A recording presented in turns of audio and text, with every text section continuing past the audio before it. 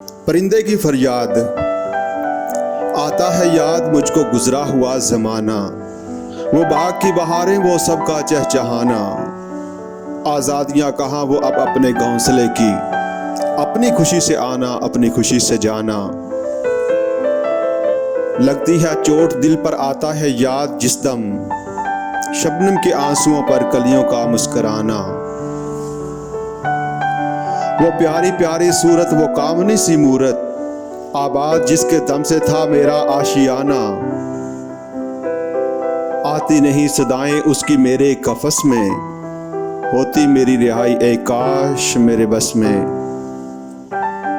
क्या बदनसीब हूँ मैं घर को तरस रहा हूँ, साथी तो हैं वतन में मैं कैद में पड़ा हूँ।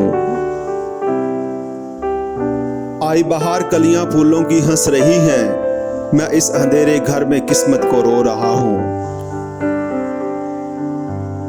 इस कैद का इलाही दुखड़ा किसे सुनाऊं, डर है यही कफस में मैं गम से मर न जाऊं।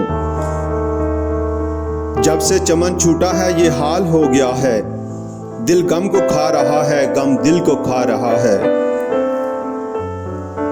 गाना उसे समझकर खुश हूं ना सुनने वाले, दुखते हुए दिलों की फरियाद ये सदा है।